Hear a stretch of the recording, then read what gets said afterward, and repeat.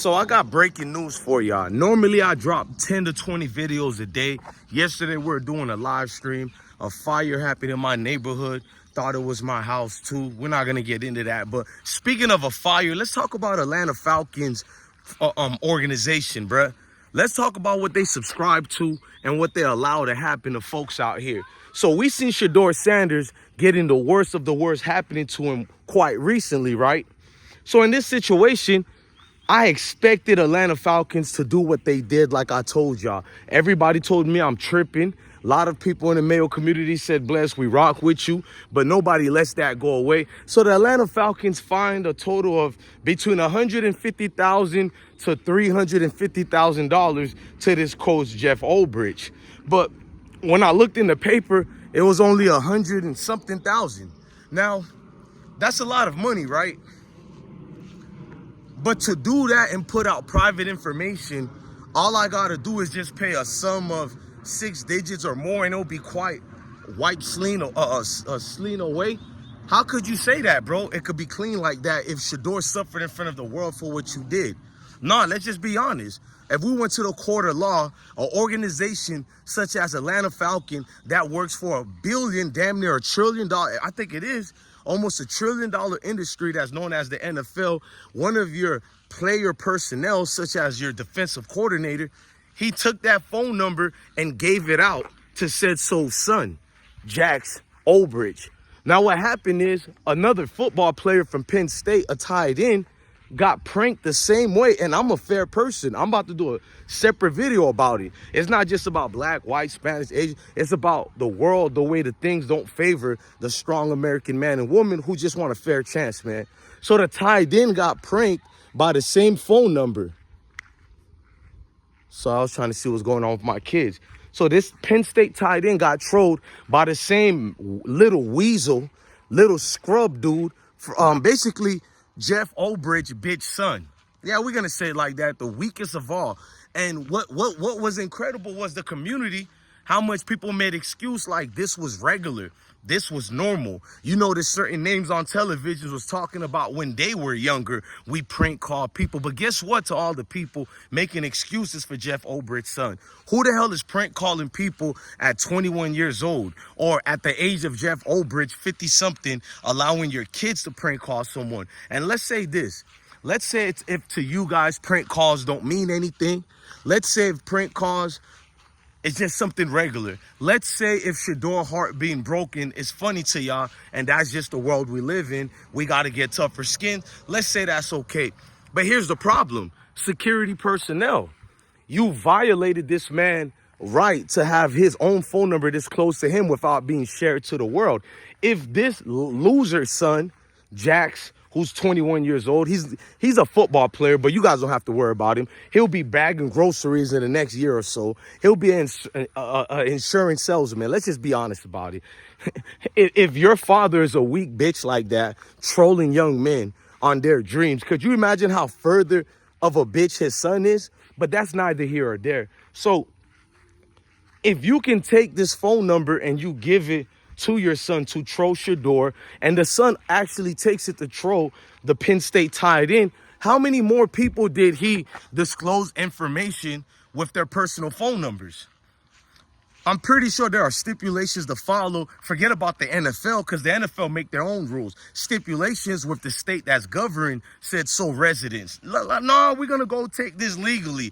Because if Shedeur was something like me, I'm not saying that good or bad, because Shedeur is a humble young man. He got enough things to worry about right now. He wouldn't take it where I would take it. You can legitimately have a nice little lawsuit, and especially with who you are, you can expect to ask for a stronger negotiation offer, meaning this little 100 to 300, whatever fine they gave to Jeff, you gave my phone number away. Therefore, I can literally sue you guys for millions of dollars. Compensations and everything for damages, defamations. You embarrassed me and ridiculed me. That type of embarrassment will last with me for the rest of my life, because they're going to replay that prank video over and over again, at least for the next 2 decades, minimum for the next 20 years. They're going to, in this new world we live in, like Warren Buffett says, the things of the internet, man, they're going to be using that. No matter if Shedeur wins 10 Super Bowls, 20, people who don't like us